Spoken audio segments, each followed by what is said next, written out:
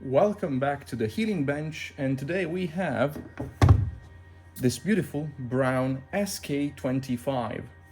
It's a really nice condition, it's absolutely pristine, and I don't know whether it works or not. How do I know that? Well, the volume knob, which is also the power button, is stuck. So this tells me that it's been sitting like this for many years. So this is not mine. It was bought by a friend, and somehow I offered myself to see if I can get it running, of course free of charge. And yeah, let's see what did I get myself into. I'm in the office once again with no tools or spare parts whatsoever, so we're gonna jerry-rig something. I know nothing about the SK25. I own an SK1, but I actually bought it in working order, so I never worked on one of these chassis. I don't know, for example, if it's a hot chassis or not, or well, it's definitely not grounded because there are only two wires coming out of it, and I definitely don't know what's behind this. But I think our first thing to do is to get this knob unstuck, and then maybe I'll just plug it into a variac and see if we can get something out of it. But before anything else, I want to get this chassis safe, because it's in too beautiful of a condition. I'm just too much afraid of scratching it or adding more dents. So let's get this radio naked. It's all flat blade, so that should be easy. I think this is plastic. On the very early ones, the SK1 and the SK2, this is cardboard. So on the later versions, the 25 and probably the 2/2, it does have a tendency to crack. This one is in immaculate condition, which is why I want to get it out of my hand's reach quickly.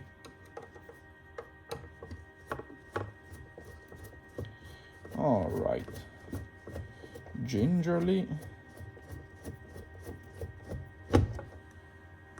Okay, there we go. Yeah, it's super soft. Actually, sorry, it used to be super soft. Now it's like not soft at all. Okay, type RC25. It looks fairly original inside here. There is still the original fuse, which has a delay. I don't know if you can see that, but there's a spring up top here, set for 220 volts, which is what we like. The tone control works, which is perfect. This is the input for the phonograph. Oh, we have a tube chart on the side. That's nice. And we have, I think, all the original tubes. Of course, they're not branded Braun. They are branded Valvo, but I think it's the one that were used originally. There is not too much dust inside, which mimics the condition on the outside. It's beautiful in and out. So let's get the knobs off. Oh, it's also stuck. That's not good. That's easy. That's the band selector, which I think it works. Maybe it's stuck also. And that's the volume control, which is, come on. Okay, that's out. And finally, the tuning dial. It's different than the SK1 is direct. The shaft goes directly into the tuner. Here there is a gear reduction, so it's a bit more precise. And I don't know if you just pull it off like this, or if there's something else that needs to be done.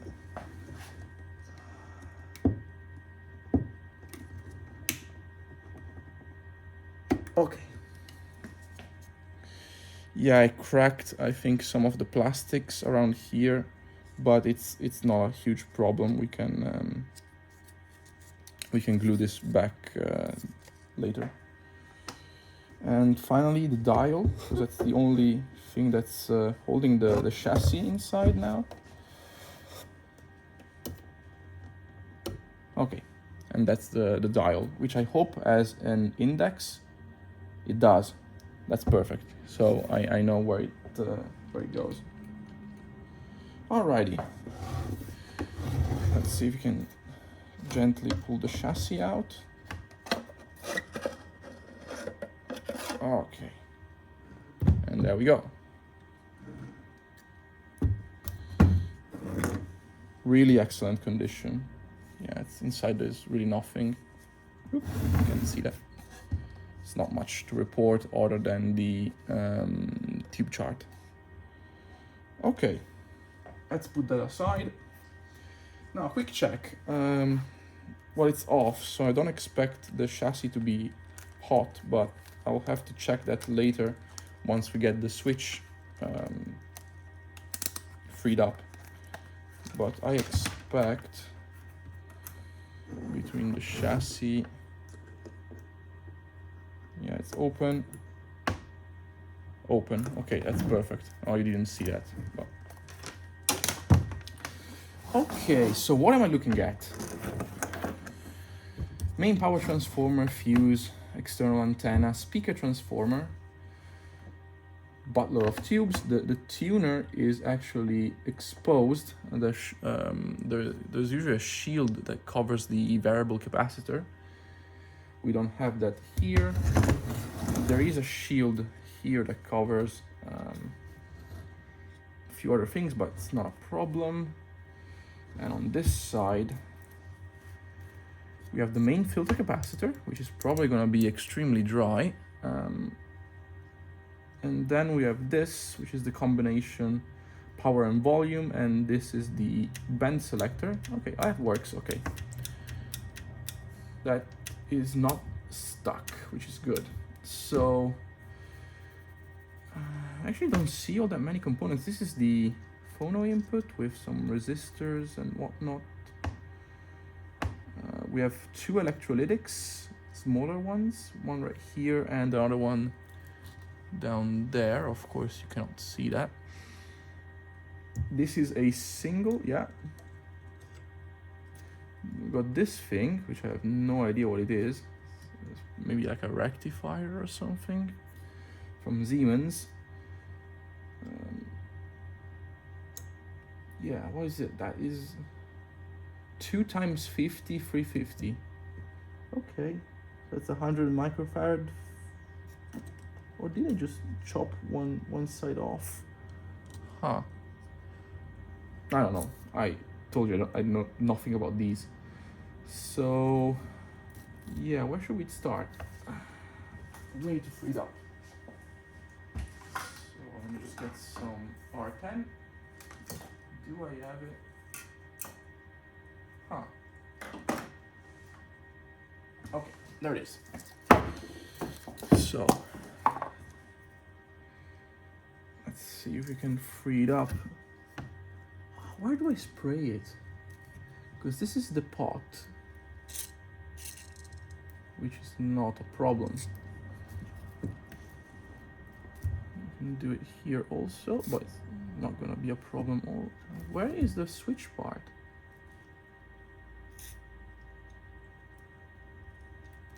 Just gonna lube it up as well.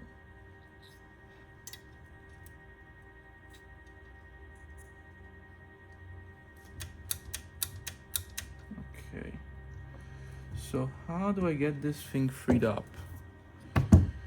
That is the question. And also, how do I get inside the switch?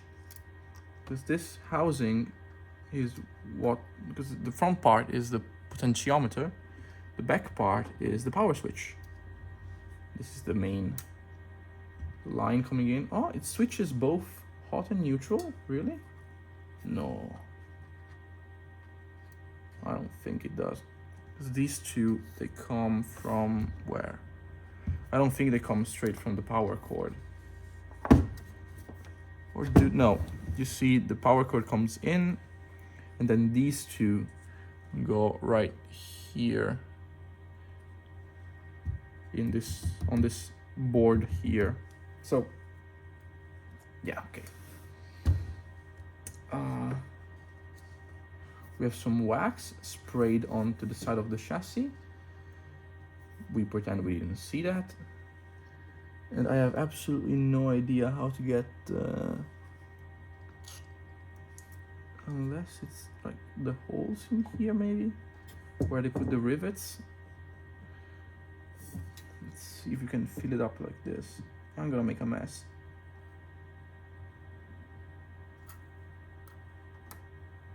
Oh no, maybe it's working. Let's see.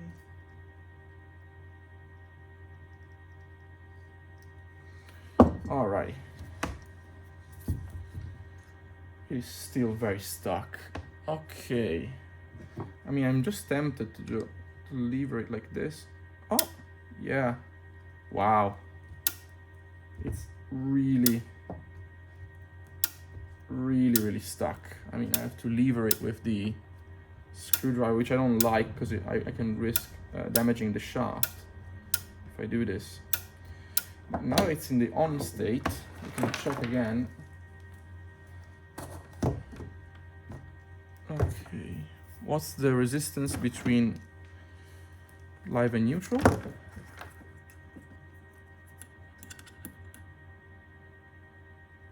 Okay, about 140 ohms, which is reasonable.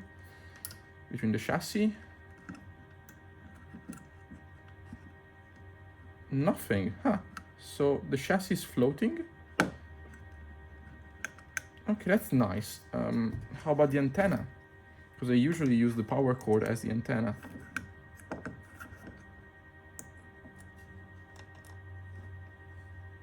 Also seems not to be the case. Okay. So I guess it's a vaguely safe, slightly safer than expected. Let's see if I can, no, because if I do it this, you see, I'm just spreading out, so I need to lever it like this, but that is super tight. Oh, we also have a light bulb. The SK1 doesn't have that. You can oil the, I'll just spray some into the tuner as well. Just a drop. While I'm at it. Okay. So getting this freed up is gonna be quite a challenge, I fear. So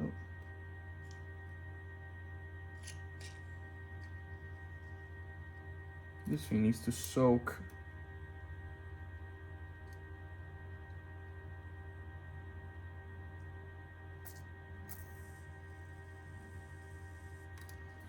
Okay, let's give it some more. Okay, now it's up all the way. Off, on.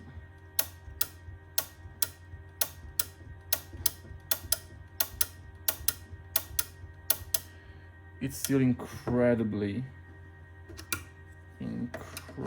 tight. And my biggest fear is that by applying lots of pressure on, they usually snap off. So I'll risk destroying the potentiometer, which is of course a spare part that I don't have and something that I really don't want to replace.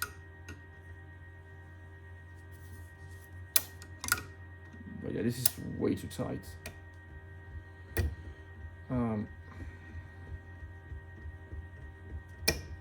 It is getting better, but it's still way too tight. I do wonder where the problem is, if it's in the front, so it's in this shaft, or if it's in the back, which is where it ends. I don't have penetrating oil, so for the front shaft it's gonna be a bit of a challenge. But actually, this freed up and now rolls beautifully. What if we warm it up a little bit? Now, speaking of the things that should never ever be done, I just so happen to have a heat gun China special, one of the variable ones. Why don't we use it?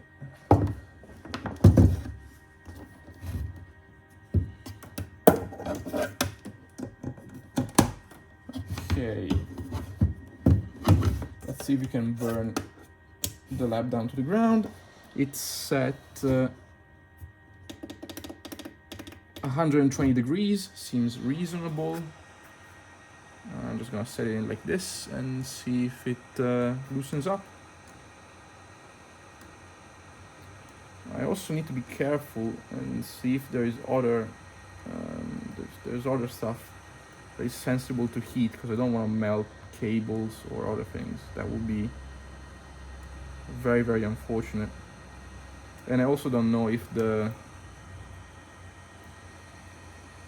housing is sensitive, so I'm just gonna warm it up very gently, because I don't know if the housing, what kind of plastic it is. Oh, you cannot see that.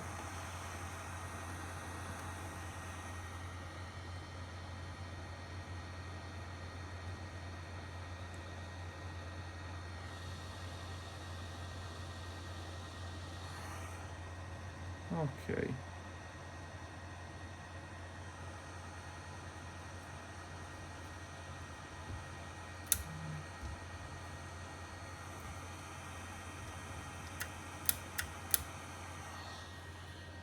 Alrighty, let's see if that made anything. So I'm just gonna spray some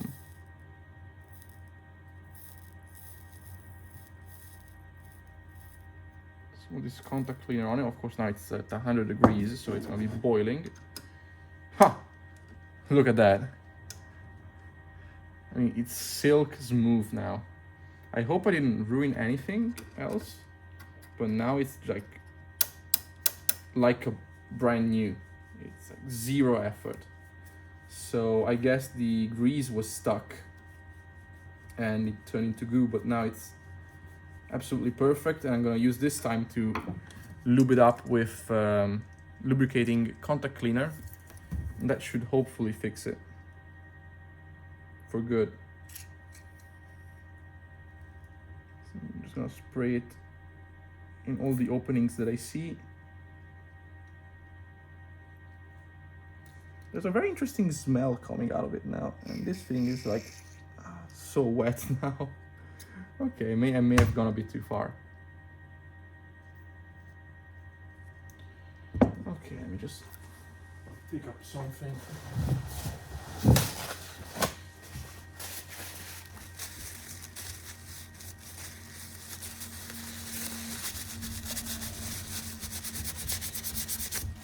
I actually don't mind spreading some grease onto the metal, because it will prevent from rusting. Yeah, now it's okay. That worked beautifully.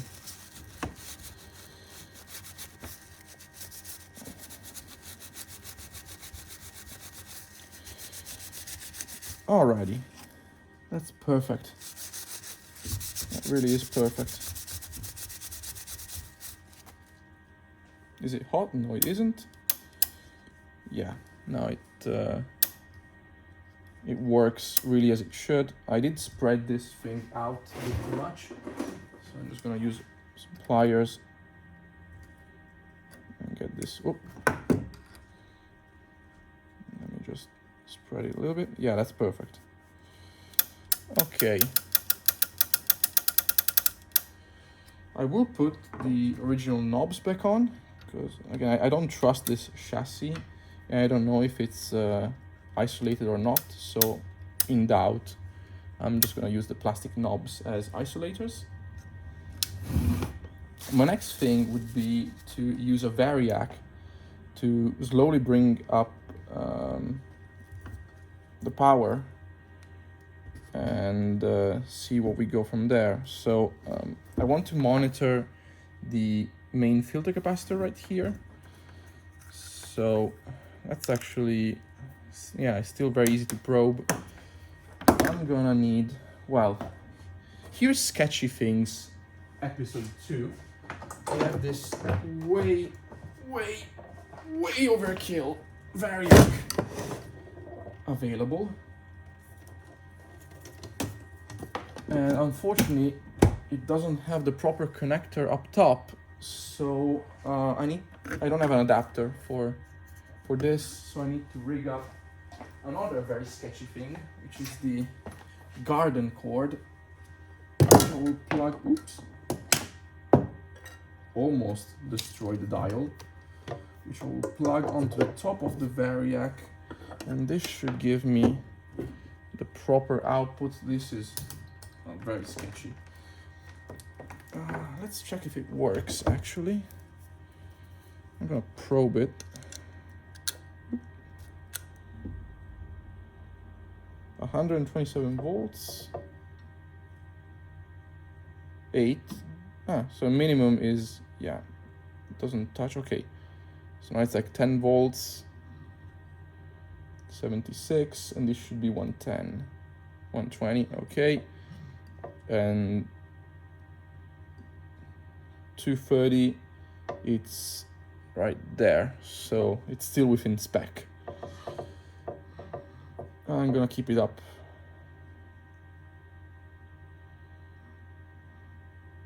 Very low. Perfect. And I'm gonna plug it in. Now, I don't have a current meter. Ideally, I would measure the current and see when it spikes and when it gets more, well, it stops spiking basically. I forgot the word. But yeah, tone is all the way up.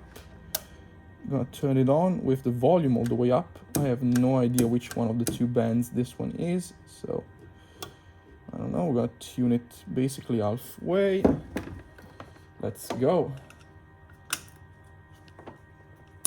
It's a bit crunchy. Okay, so what do we got? That's the main filter cap. Absolutely nothing, but it is to be expected, I think, because there's, I don't know if the rectifier is tube or solid state. I didn't check the fuse actually. I'll just unplug it for a second. Set this thing to ohms. Let's measure this. Okay, about 2 ohms, so we know that the fuse is good. That's unplugged? Yes, it is. So I'm just gonna jiggle it in. We're gonna jiggle the tubes as well, so we know that they make good contact.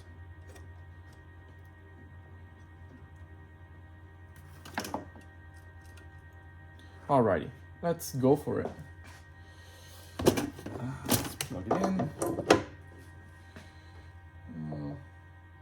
Bring it up like this much.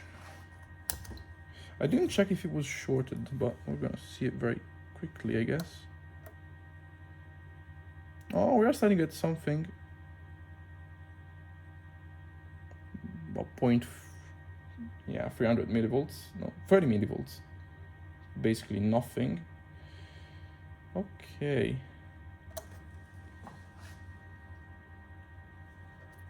I don't know if it. I'm starting to think that it makes no sense to use a variac on this. I could probably straight up plug it in. That's about 50 volts, I guess. What are we getting here? 0.1 and dropping. It's very interesting. Is any of the filaments turning on? Well, the light bulb is very dimly lit, but I don't see any of the filaments glowing. Again, could be normal. I'm too young to deal with tube stuff. I did own some tube radios before, but of course I'm not that much of an expert. Actually, not at all. I can actually, this is the mains. This is like one goes here, the other one goes to the fuse, I think. So if I do this, I should be able to measure the AC line. Is that correct? Yeah. So you have about 78 volts coming in, 79.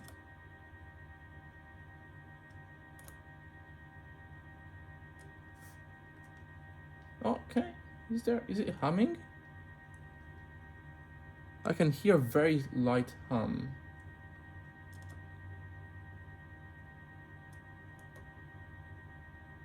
About 80 volts.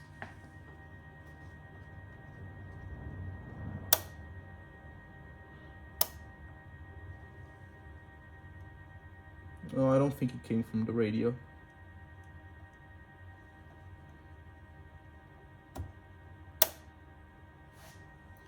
Yeah, the dim bulb turns on and off. Okay. Oh, we can bring it up a notch, I guess. Let's do 110. We're gonna measure it here. 120 volts. Just gonna see that. Do you have any AC on this? No, but how about DC, which is what I care about? Ah, about 5 volts. It's getting there.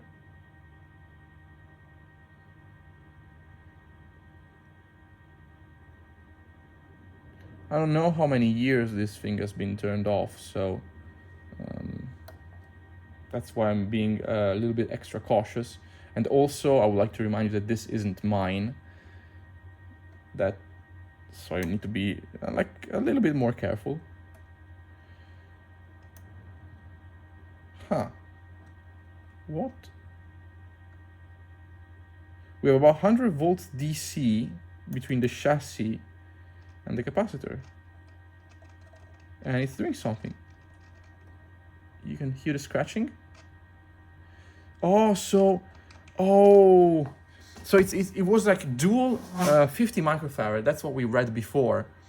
And I thought, well, there are no free prongs, so there's probably something else. But actually, one of them is the chassis. So if the chassis is ground, then I have about 97 volts on one side and 104 on the other. That's what the dual 50 microfarads are. And so if we just measure the AC between the two, I'm getting about nothing here and almost a volt there, which I think that's reasonable.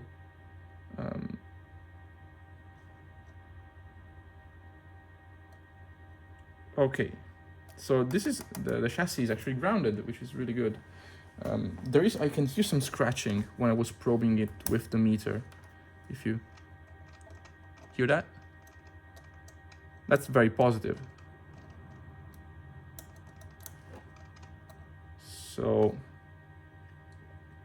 yeah, that's great. I want to check if let me just unplug it for a second, because I want to make sure that the capacitor is not overheating. So I'm just gonna turn it back. No, it's stone cold. That's perfect. So we don't have much to worry about. Looks like we have some more oil that leaked here. Okay. So let's resume, I guess.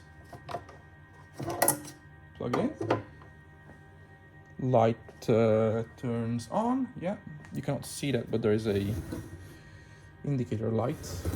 SK1 doesn't have that. SK1, SK2. So let's check the voltage once again. DC volts. It's about 1. It's dropping now, which is okay. And it's also dropping here also.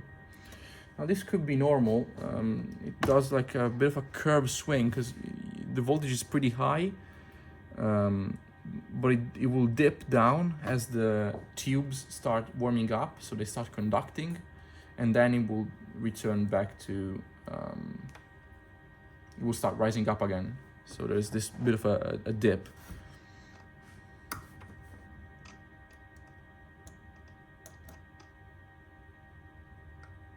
It's about 97 now, and 104.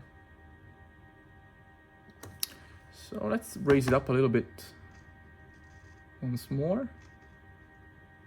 Yeah, up to about like this much. That is now, ooh, it's starting to warm up. Yeah, oh yeah, it's waking up. It's about 160 volts. Oh yeah, I think it's awake now. It's very awake. I can hear some hissing. The chassis is very sensitive also. And what is the leakage between this and ground? Let's measure that. Oh, basically all of it, about 90 volts between ground and the chassis, which is excellent. So just make sure that I'm floating. So I'm gonna start twisting the dials in a second. But I think the tuner is isolated, probably. I don't know. Oh, so this is probably medium wave and this is FM. The volume control works. And I can start to hear something. Let me just mount this in real quick. Oh yeah. Oh, Black Eyed Peas.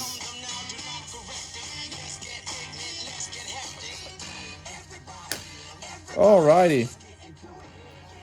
Yeah, let's just turn it down before the copyright mafia comes and gets us. But yeah, it's working. It's unbelievable. So I guess I don't really need to dig the schematic. At this point, I'll keep the volume real up. Let's check if we have any AC voltage.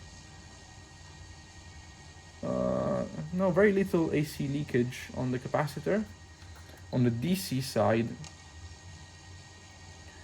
that's about 104 and 120, which is probably what's supposed to. Let's bring it up a notch.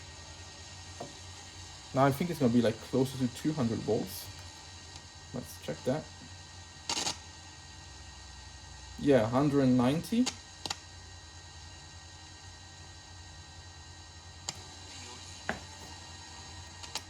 I think it's now fully awake. It's, I think we've done it. No need to repair it, it just had a stuck volume knob. So, yeah. My hand works as an antenna, as predictably. Capacitively coupled. And I could do the same with the multimeter probes. Yeah.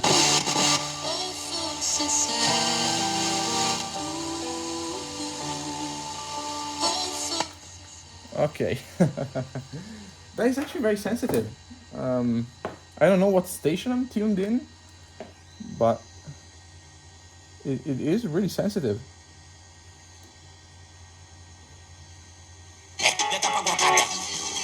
Oh yeah. Let me just get it at full voltage. So I'm gonna, yeah, I mean, we're just gonna go for it. I'm just gonna unplug it from the variac and get it straight into the line. Oop. Oh, this thing is about to, okay, snap. Would be really nice for the plug to snap while it's inserted. Now it's running at full voltage, which in this case, it's, oh wow, 237. We're getting really high now. So that's not really good for the...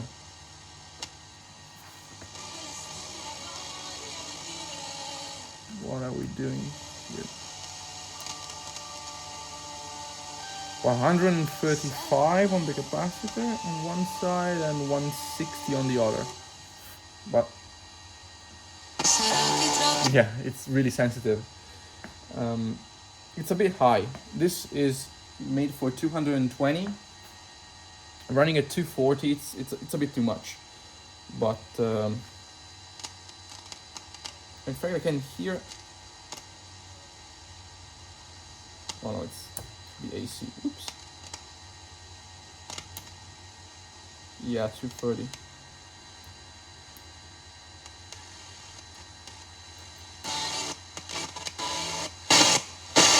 Oh wow. Yeah, it's really sensitive. Okay, so yeah, the switch works. Yeah, that's perfect. Okay, let's get it back together, and I think we're done. If you stayed here this long, I guess it's gonna be really the end credits. Am I going to discharge the capacitors? Well, probably not. I'm just gonna be very careful. I'll probably spray some more just to be extra sure. And now let's get the chassis. Okay, there it is. Is the transformer hot? No, it isn't. Is the capacitor hot? Absolutely not. So the electrolytic capacitor is probably in good enough of a condition that I shouldn't need to worry about. How am I supposed to handle this thing? Huh. Is there something that I can grab it onto that... Oh god. I'm just gonna do this, I guess. Ooh. That's very sketchy.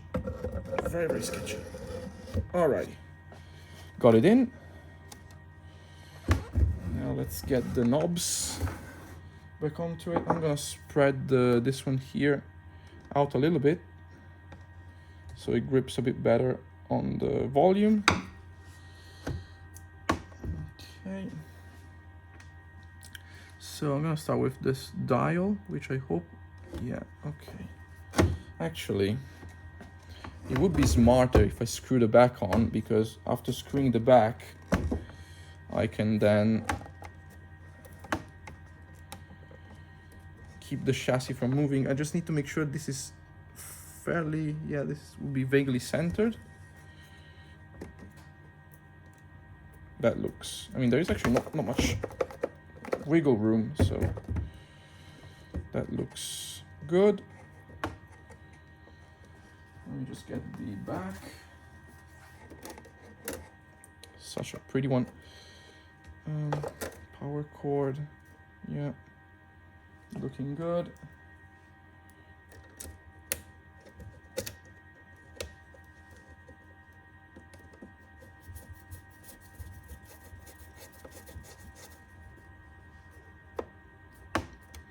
I don't know if I'm gonna edit this part out. No, you're gonna just suffer it and see it.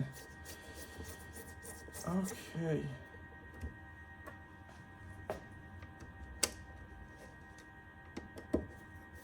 I'm too lazy to edit videos. And YouTube doesn't pay me, so why should I spend any effort on it?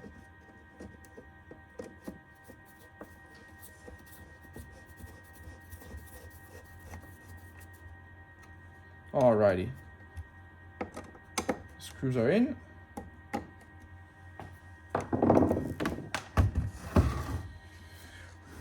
I'm just gonna get the dial set. It's fantastic. Get this aligned as well. Since it's probably gonna be, I'm gonna need to take it apart once again to clean it. I'm not going to glue back the separated plastics yet. I'll do it. Okay, that's on. Super smooth. That's really nice. Nice action here. Now this, I actually don't know how it's supposed to look. If it's like this. If it's like this. Huh. I don't know in what position it should be. Because there's like, doesn't look like there's anything in between the two. Or maybe it's like this. Okay. And then volume. Alrighty. That's perfect. We're gonna plug it in once again. Okay. And let's go. Yeah, look at that beautiful light. That's really pretty. Gonna wait for it to warm up. There we go. Okay, so that's medium wave. Which it seems like there is actually something still being... No, that's digital. Yeah, it's probably gonna be very silent. There's nothing on here anymore. Doesn't really matter. FM is more than awake, so we can start with that instead.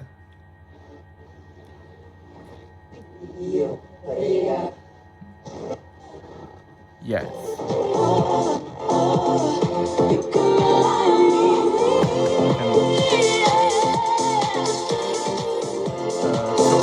Tone is on the back, on the SK1, because it's not dual band. That's volume and that's tone, so it's a bit more elegant.